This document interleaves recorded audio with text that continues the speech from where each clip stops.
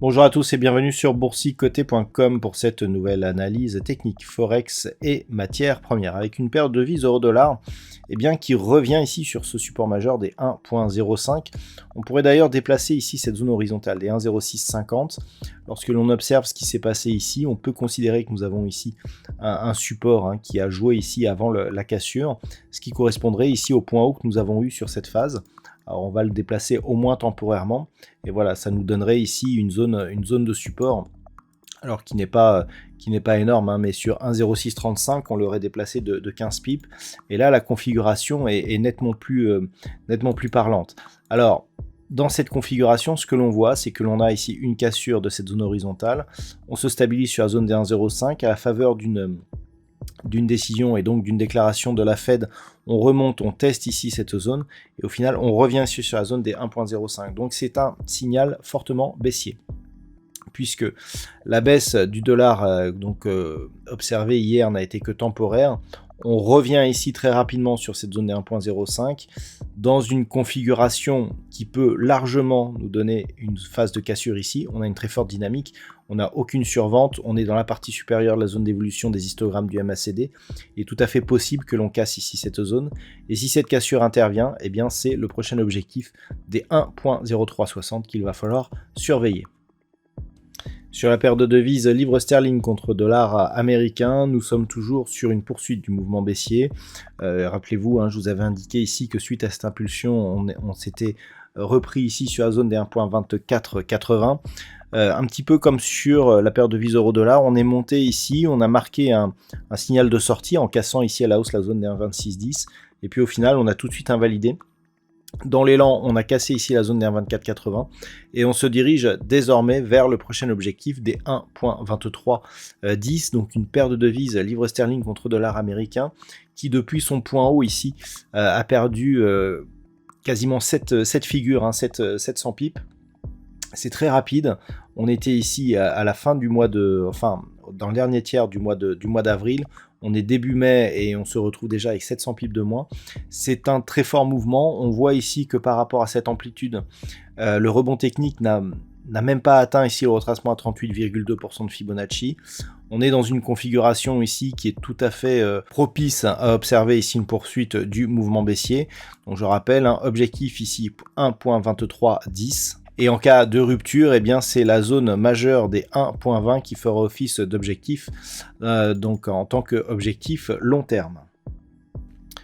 Sur l'or, nous sommes toujours ici sur une configuration qui se neutralise. Alors on a une zone d'équilibre proche des 1880 $ l'once. On a marqué un contact ici sur la zone de point bas des 1850, un contact sur la zone des 1910. On revient ici au contact de la zone des 1880.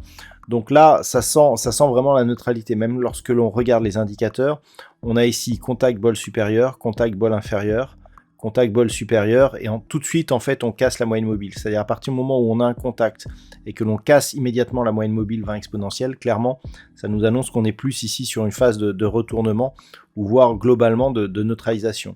Et donc, on est toujours dans ce mouvement. On a eu 3 gros contacts ici sur la zone des 1910 $ l'once.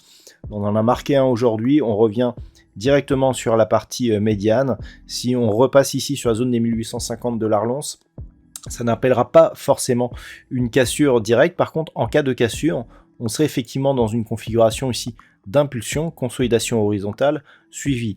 Donc si on avait effectivement cette cassure, clairement l'objectif serait une poursuite en direction ici de la zone des 1807 $ l'once, ce qui correspond à peu près à l'amplitude que nous avions ici sur ce range. Mais par contre, il faut attendre vraiment une belle cassure pour confirmer cette orientation baissière et donc ce suivi de dynamique. Et puis sur le WTI, on commence à retrouver un petit peu de pression. On avait une orientation qui commençait à être haussière, je vous en avais déjà parlé. Le fait ici que on revienne sur la zone des 110 et qu'on se replie aussi rapidement nous indique qu'effectivement, il y a eu des anticipations comme quoi le WTI ici allait crever le plafond. On est vite revenu, mais clairement, on est toujours ici dans une dynamique fortement haussière. On voit le point bas ici, très proche de la moyenne mobile 20 exponentielle, des cours qui restent ici au contact des 107 $ le baril. Je vous avais indiqué il y a peu que nous avions une zone d'équilibre autour des 100 $ le baril. Là, clairement, on monte d'un étage. Alors, pour bien comprendre ce qui se passe, on va repasser en vue daily. Là, nous étions ici sur une dynamique, donc une belle accélération. Ensuite, on s'est stabilisé. On a toujours donc cette zone de support proche des 92 $ le baril.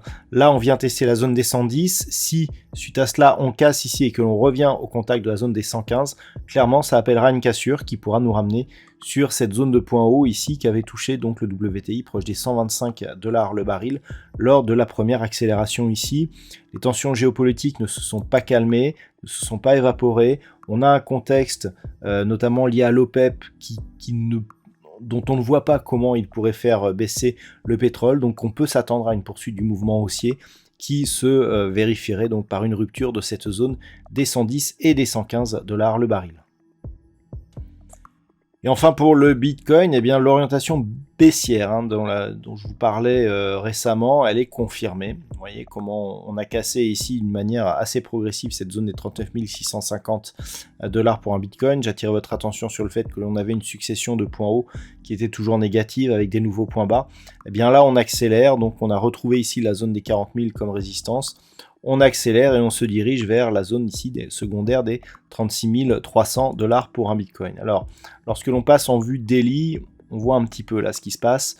On a eu cette première impulsion ici, impulsion qui est venue chercher un niveau proche des 32 900 $ pour un Bitcoin.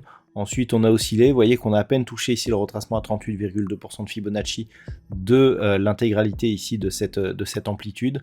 Le fait ici que l'on repasse directement sous le 23,6, que l'on accélère ici en direction des 36 300 $ pour un Bitcoin, ouvre la porte à un possible retour ici sur cette zone. La zone des 32 900 $ pour un Bitcoin, elle est secondaire. Ce qui va vraiment être important si les cours continuent à descendre, c'est cette zone ici des 30 000.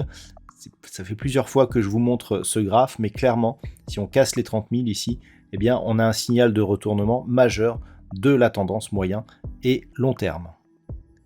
Voilà donc ce que l'on peut dire sur cette analyse technique Forex, matières premières et crypto-monnaie. Je vous souhaite de passer une très bonne soirée. On se retrouve dès demain pour un trading live à partir de 14 h et sinon pour toutes les analyses techniques du site boursicoté.com.